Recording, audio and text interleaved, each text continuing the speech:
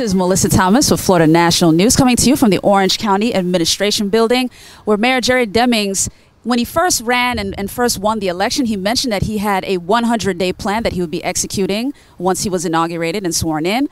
And today he shares that 100-day plan and how far he's come. First off, we looked at making certain that we were beginning the intentional process of putting about $20 additional million into our community for children's initiatives. To assist in that process, our staff through Neighborhood and Family Services has been out in the community, having community meetings, meeting with different service providers to make certain that they understand the process by which they can access the additional $20 million.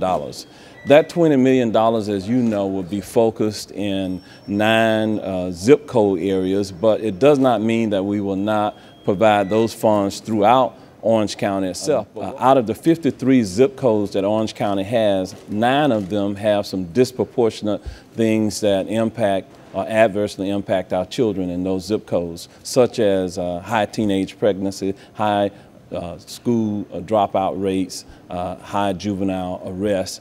And so what we have done is started that process, and within just a few days from now, the monies that additional $20 million that I spoke of will begin to flow into the community to those social service providers. In addition to that, we earmarked about $8 million for culturally diverse organizations to the performing arts and arts that is a derivative of the tourist development tax funds that we collect on a daily basis here in Orange County when individuals stay in our hotel rooms. And so that's something good where we're leveraging the resources here within our community. In addition, we provided an additional $1.8 million for the most vulnerable in our community, homeless individuals. On January the 29th, the Board of County Commission passed a budget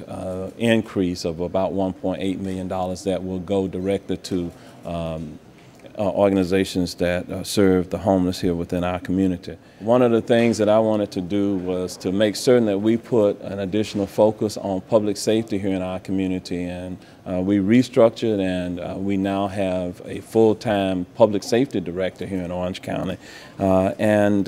We also appointed the very first Hispanic corrections chief here, Chief Luis Quinones. Well, there's 2 ways to, I think, attack the issue with the lack of affordable housing in this area. Number 1, we have to increase wages, so we've been very active in terms of economic development. We're trying to ensure that we continue to attract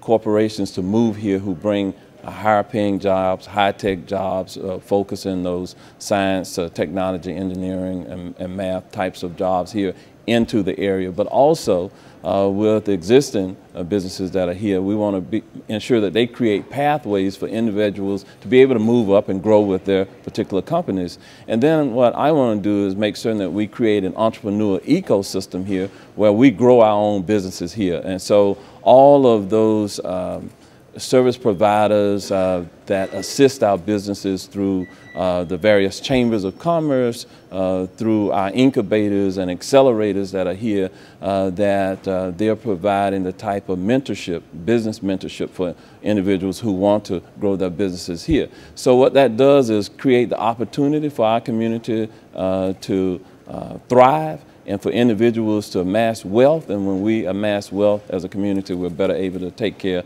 of some of the social needs that we have. So we want to attack it from the wage and job creation perspective, but we also want to attack it from the housing stock and the inventories that's here.